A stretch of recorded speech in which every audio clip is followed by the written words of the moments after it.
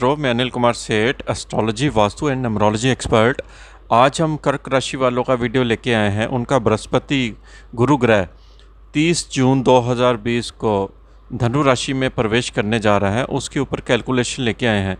तो दर्शकों की काफ़ी डिमांड आ रही थी कि आप बृहस्पति की वीडियो जो है वो कर्क राशि पर भी कैलकुलेट करिए।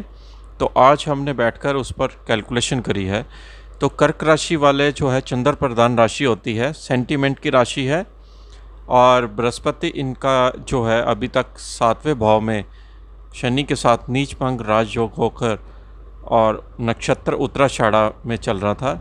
यही शनि अब वक्री होकर 30 जून 2020 को रात्रि को आपके छठे भाव में प्रवेश करने जा रहा है। और बृहस्पति जो आपका शुभ प्लैनेट माना जाता है और कर्क राशि या कर्क लगन वालों के लिए ये योग कारक प्लैनेट भी माना जाता है। और बृहस्पति का मूवमेंट जो है आपका छठे भाव में स्वयं की राशि में आने से ये इसके ऊपर क्या इम्पैक्ट पड़ने वाला है, इसके ऊपर आज हम आपको बतलाने जा रहे हैं। बृहस्पति आपका 30 जून 2020 को अपनी स्वयं की राशि में प्रवेश कर जाएगा और 23 सितंबर 2020 तक ये आपका केतु के साथ भ्रमण करेगा, युति करेगा आपके छठे भाव में।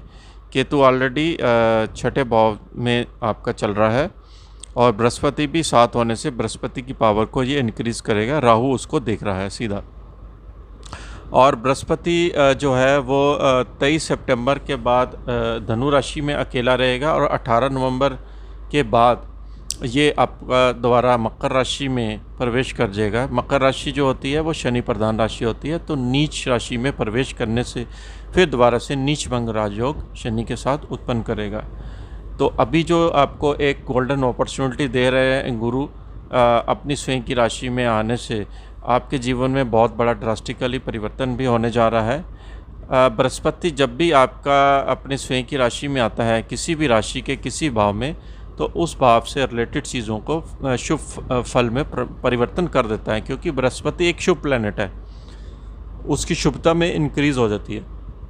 और छठे भाव में आने से आपका कंपटीशन और जो आपके व्यापारिक दृष्टियों के लिए काफ़ी अच्छा है, यात्राओं के लिए काफ़ी अच्छा है, क्योंकि बृहस्पति की दो राशियां कर्क राशि या कर्क लगन वालों के लिए होती है। वो है एक छठे भाव की राशि और दूसरी होती है आपके नवम भाव की राशि, जो कि भाग्य की होती है, धर्म की राशि होती है।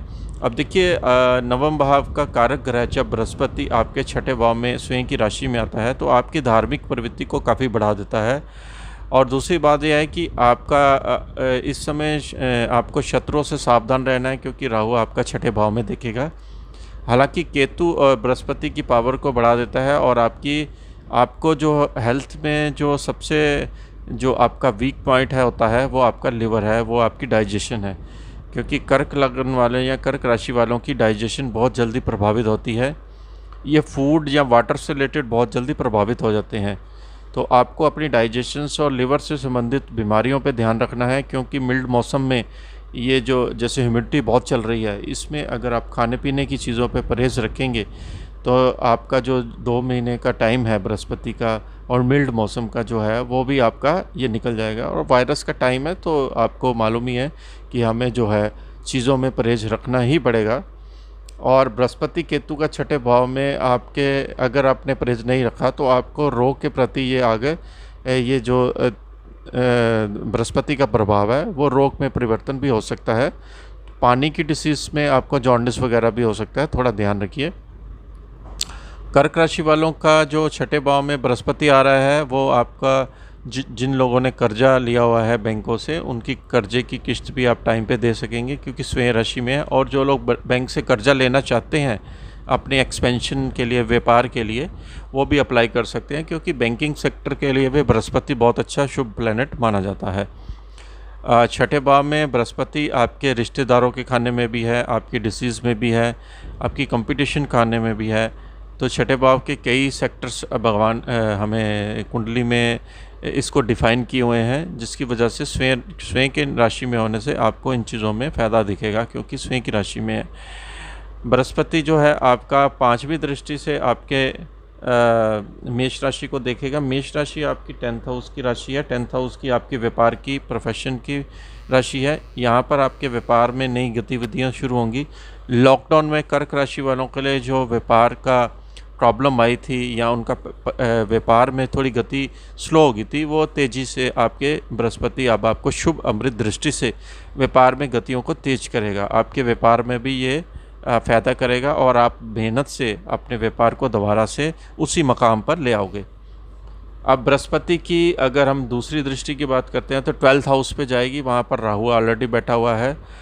राहु का दृष्टि संपर्क वो चंडाल योग भी माना जाता है, लेकिन 12th हाउस में जाने से आपके मिथुन राशि में आपके एक्सपेंस को बढ़ाएगा और आप कहीं यात्रा भी कर सकते हैं। इस दौरान बिज़नेस ट्रिप के लिए हो सकता है कि आपको कहीं यात्रा प्लेन के द्वारा करनी पड़े दूसरे शहरों में, तो आप जा सकते हैं। अपने व्यापार के प्रति आपको कभी भी कोई भी चीज़ की एलर्जी नहीं करनी है, सुस्ती नहीं डालनी है और किसी चीज़ से डर नहीं रखना है। सोशल डिस्टेंसिंग के साथ आप अपने व्यापार को अगर करेंगे तो आपको व्यापार में तरक्की मिलेगी।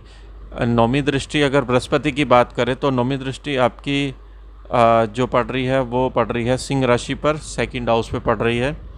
सिंह राशि आपकी सेकंड हाउस की धन की राशि है, कुटुंब परिवार की राशि है। बृहस्पति यहाँ पर आपको शत्रुओं से विन दिखाकर, आपके कंपटीशन से विन दिखाकर आपके कारोबार से आपको धन की प्राप्ति के संकेत दे रहा है, क्योंकि नक्षत्र उत्तराषाढ़ा है, सूर्य की राशि को साथ कनेक्टिविटी दिखा रहा है।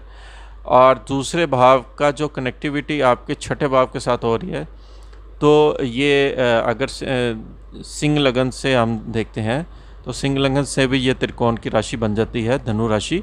तो आपको डरने वाली बात नहीं है, क्योंकि सेकंड हाउस से भी आपको धन प्राप्ति होने वाली है। परिवार में खुशी का माहौल रहेगा। आपकी जो पीछे मिसअंडरस्टैंडिंग परिवार से साथ क्रिएट हो गई थी वो अब दूर होने वाली है। इसके लिए निश्चिंत रहिए। बृहस्पति जो है आपका भाग्य का भी कारक है, धर्म का भी कारक है। आपके भाग्य में बढ़ोतरी करेगा 9th हाउस को, और धर्म के कार्य में भी आपकी रुचि रहेगी। फादर के साथ आपका संपर्क अच्छा करेगा। फादर के साथ ट्यूनिंग होने से आपके जीवन में आगे तरक्की के मार्ग उत्पन्न करेगा। और जो लोग गुरु महाराज जी की सेवा कर रहे हैं या गुरुओं के साथ संपर्क में हैं, उनके लिए बृहस्पति डबल इफेक्ट लेके आता है, क्योंकि बृहस्पति गुरुओं का कारक होता है। और दूसरी बात यह है कि बृहस्पति का जो 23 सितंबर के बाद आपका मकर राशि में 18 नवंबर के बाद जो मकर राशि में दोबारा से जाएगा, तो उस समय बृहस्पति दोबारा से आपके 7th हाउस में शनि के साथ रहेगा। लेकिन 23 सितंबर से 18 नवंबर के बीच का जो टाइम होगा, बृहस्पति यहाँ पर अकेला रह जाएगा। केतु आपका वृश्चिक राशि में प्रवेश कर जाएगा और आपको काफ़ी इस समय धन प्रदान करेगा। बृहस्पति शुभ प्लैनेट है। शुभ दृष्टियों से जब इसकी जो दृष्टि पड़ेगी उस समय, और राहु की दृष्टि वहाँ से निकल जाएगी, तो 23 सितंबर के बाद आपको 18 नवंबर के बीच बहुत अच्छे रिजल्ट्स आपको जल्दी बृहस्पति देखे जाएगा। बृहस्पति की जो हम रेमेडीज़ बताते हैं वो आपको मालूम ही है कि केले के पेड़ की पूजा होती है, पीली चीज़ों का दान भी होता है, और एक पुखराज नग भी अगर आप अपनी कुंडली की जांच करवाने के बाद पहने तो बृहस्पति के शुभ फल में बढ़ोतरी होती है। और आप विष्णु भगवान की आराधना भी, प्रार्थना भी कर सकते हैं, और अपने धर्म में जाकर थर्सडे को, गुरुवार को पीली चीज़ों का दान भी दे सकते हैं। चाहे आप किसी भी धर्म से बिलोंग करते हैं, प्लैनेट जो होते हैं वो सभी के लिए समानता रखते हैं। तो बृहस्पति का ये जो मूवमेंट है कर्क राशि वालों के लिए, ये आपके लिए काफ़ी शुभ परिवर्तन लेके दोबारा से आ रहा है।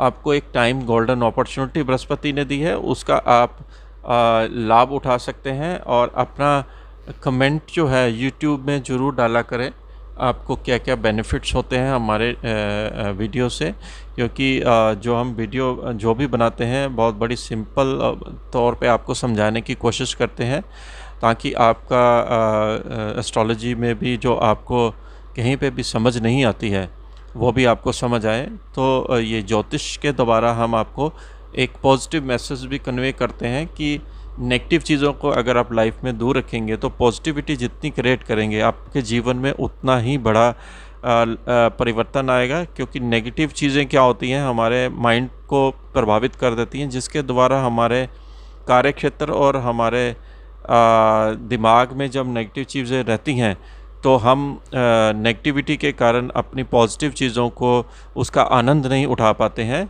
तो जीवन है, जीवन के साथ जिए। इसी के साथ हम आपसे आज्ञा लेते हैं। नमस्कार।